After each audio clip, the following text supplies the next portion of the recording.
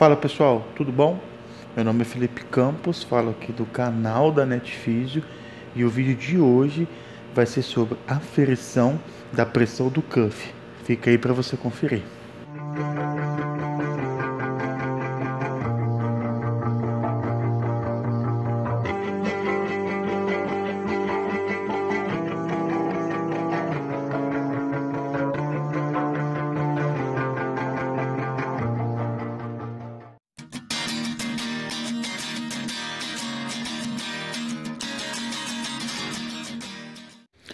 E aí, gente, hoje aferição da pressão do cuff. O que é isso?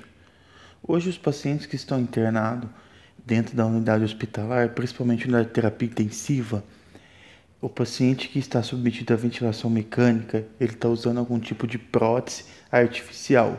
O que é isso?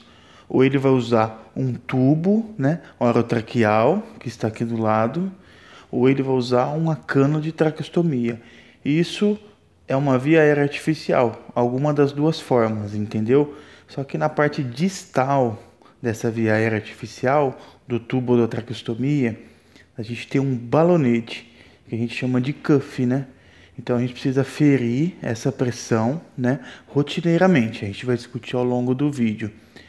Qual é a função do cuff? Tem muita gente que fala que serve para fixar o tubo na via aérea. Isso não existe. A função do cuff serve para vedar a via aérea. O que acontece? Quando o médico intuba, o tubo vai dentro da traqueia. Então, em volta, ele precisa vedar. A gente insufla com ar dentro do cuff e isso veda, isso encosta na parede da via aérea. Para que tem que vedar? Para não vazar ventilação, né? Para não ter escape. Essa é a ideia. Então, quando você veda, isso não tem vazamento e aí você consegue fazer uma monitorização da ventilação de forma mais fidedigna, como volume corrente, mecânica ventilatória, tudo isso. Então, é importante vedar. Como a gente vai vedar? A gente vai ter que insuflar ar dentro desse balonete. Então, a gente vai mostrar um vídeo aqui na frente como que a gente faz para insuflar, né? A gente tem que usar um equipamento que chama cufômetro. Está aqui do lado esse equipamento que vai fazer a frição correta do cuff. Ah, mas se eu não tenho cufômetro, se o meu hospital não consegue comprar, que eu posso utilizar? Eu posso utilizar, insuflar com seringa e ver com a mão assim a pressão se realmente está legal? Não, isso não é fidedigno. Já teve trabalhos comparando isso, que um profissional experiente apertasse esse balãozinho, né, esse balonete para o lado de fora e ele imaginasse que estava na pressão correta. Errado. Agora tem outra forma que o pessoal usa algumas adaptações. Tem gente que faz o manômetro do esfigmo de pressão, adapta em algumas conexões e você consegue aferir também a pressão do cuff. Mas não é a forma ideal. O ideal é você ter o cufômetro. Essa é a melhor forma de você medir a pressão de cuff, tá certo?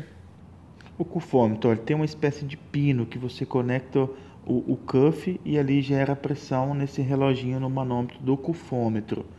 Embaixo, se eu apertar, insufla o cuff e nesse botão vermelho, se eu apertar, esvazia.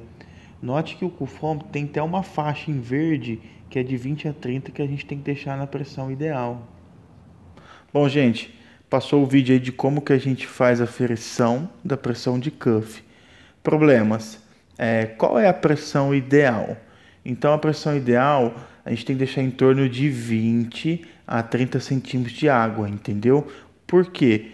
Porque se a gente deixar acima disso, né, a gente hiperinsuflar o cuff e tiver uma pressão exagerada, isso comprime tanto a traqueia que a gente pode causar isquemia de vasos, a gente pode causar úlcera, né, na mucosa da parede, alteração ciliar, um monte de alterações que vai comprometer a traqueia e com complicações futuras, como estenose de traqueia que pode acontecer, traqueomalácia, etc.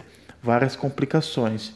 Por outro lado, a gente não pode deixar a pressão muito baixa, né, do cuff, abaixo de 20. Por quê?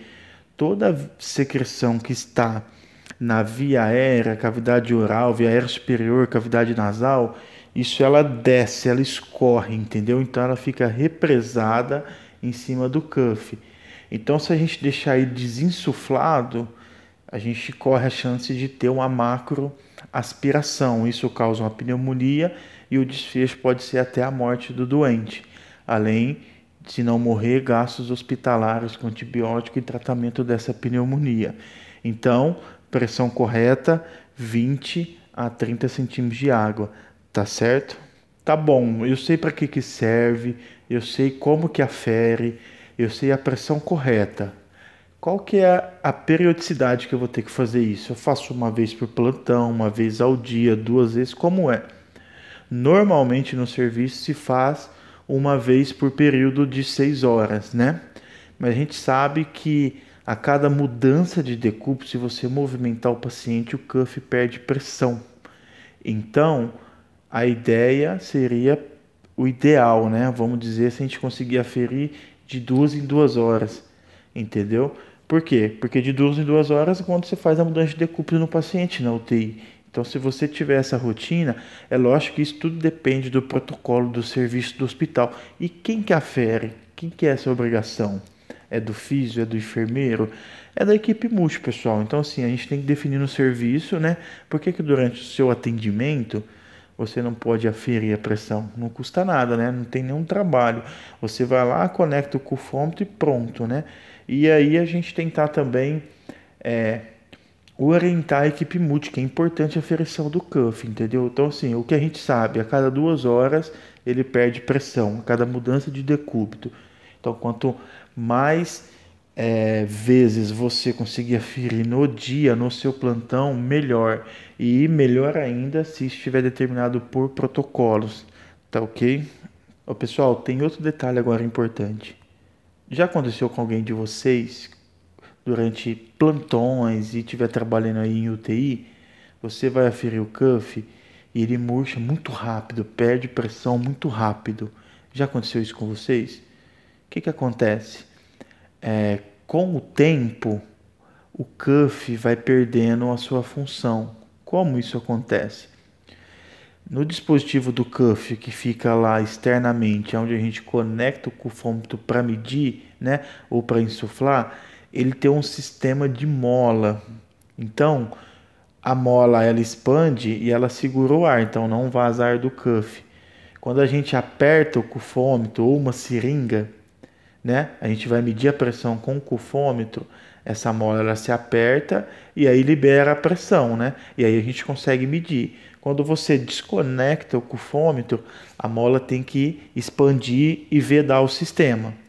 Com o tempo de tanto fazer que ela vai apertando, abrindo, apertando, estendendo, ela perde essa velocidade, essa força, entendeu? Então ela demora para estender. Se ela demora para fechar o sistema, aí você perde ar. Por isso que você, quando você vai medir a pressão de cuff, e aí você mede logo após, ele já perdeu bastante pressão. Então, toda vez que você perde esse tempo que você desconecta para a mola estender, perde pressão, o valor pode cair. Isso varia do tempo, né, de uso do cuff. Isso varia de marcas, né? A gente tem hoje várias marcas de tubo, de traqueostomia. Então, só para exemplificar, a gente vai passar um videozinho como que isso acontece, tá bom?